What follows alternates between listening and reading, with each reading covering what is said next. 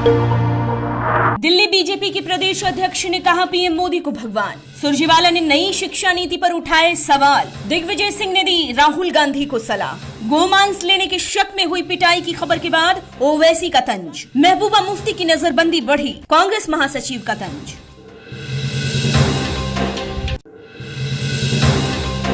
Delhi BJP के प्रदेश अध्यक्ष आदेश गुप्ता ने पीएम मोदी की तुलना भगवान से की है। गुप्ता ने कहा कि जो 500 सालों में नहीं हुआ वो अब होने जा रहा है और इसका कारण अगर कोई है तो वो है पीएम मोदी। पीएम मोदी 5 अगस्त को अयोध्या में भूमि पूजन में शामिल होंगे, जिसे देखते हुए पूरे इलाके में की गई है घेराबंदी। दुनिया में 5 शताब्दी के बाद ऐसा शुभ मुहूर्त आया है। पीएम मोदी ने जब से शिक्षा नीति में बदलाव किया है तब से विपक्ष उन्हें घेरने की कोशिश कर रहा है। इसी कड़ी में कांग्रेस के प्रवक्ता रणदीप सिंह सुरजेवाला ने शिक्षा नीति को लेकर बयान देते हुए कहा कि नई शिक्षा नीति में रोड मैप की कमी, ऐसे में खर्च कहां से जुटाएगी सरकार। इस तरह से बिना विचार विमर्श के शिक्षा नीति के जारी करने का क्या मतलब है, जबकि अभी तक इसे आधिकारिक वेबसाइट पर भी जारी नहीं की गई है। कांग्रेस के वरिष्ठ नेता दिग्विजय सिंह ने आखिरकार कांग्रेस में चल रही रार के बीच पूर्व कांग्रेस के अध्यक्ष राहुल गांधी को दी बेहद जरूरी सलाह।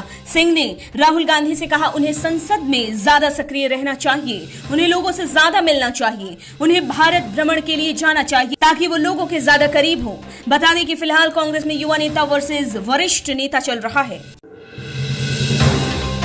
गुरुग्राम में कुछ लोगों द्वारा एक व्यक्ति को कथित तौर पर गोमांस लेकर जाने के शक में एक व्यक्ति के साथ की गई मारपीट के बाद हैदराबाद के सांसद असदुद्दीन ओवैसी ने पीएम मोदी पर तंज कसा है। कहा एक तरफ तो पीएम मोदी बकरीद की बधाई दे रहे हैं, करुणा और समावेशी जैसे शब्दों का इस्तेमाल कर रहे हैं, तो वहीं पीएम मोदी के वैचारिक फूट सोल्जर ने लुकमान को हथौड़े से पीट रहे हैं।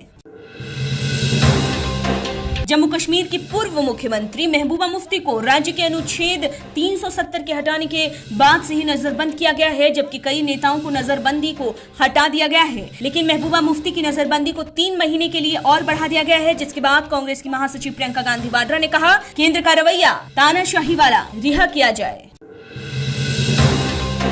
नासा द्वारा अंतरिक्ष भेजे गए यात्री अंतरिक्ष से रवाना हो चुके हैं। नासा के डग हर्ली और बॉब बेनकेन अंतर्राष्ट्रीय अंतरिक्ष स्टेशन से रवाना हो गए अंतरिक्ष यात्री रविवार दोपहर तक मेक्सिको की खाड़ी में उतरेंगे। 45 साल में पहली बार सीधा समुद्र में उतरेंगे यात्री।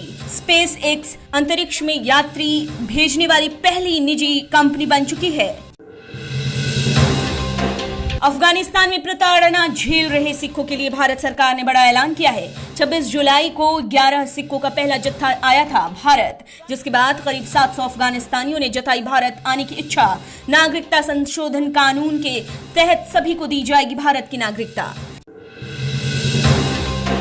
बिहार की राजनीति अलग अलग अंदाज में बदल रही है। बाढ़ के संकट से जूझ रहे बिहार में आगामी नवंबर में विधानसभा चुनाव होने वाले हैं। इसी कड़ी में लोक जनशक्ति पार्टी के राष्ट्रीय अध्यक्ष चिराग पासवान ने कहा मैं मां शबरी का वंशज हूं। राम मंदिर के निर्माण कार्य के साथ ही भगवान राम के विचारों को अपनाना भी जरूरी है।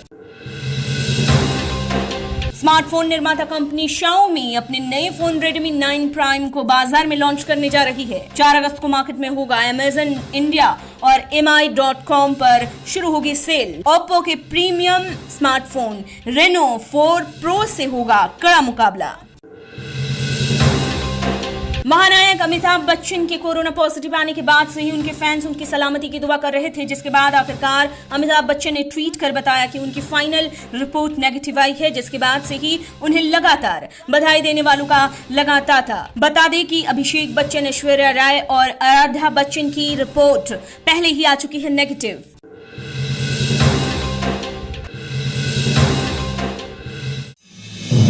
आप देख रहे हैं नेट्रिक न्यूज, साहस सच कहने का।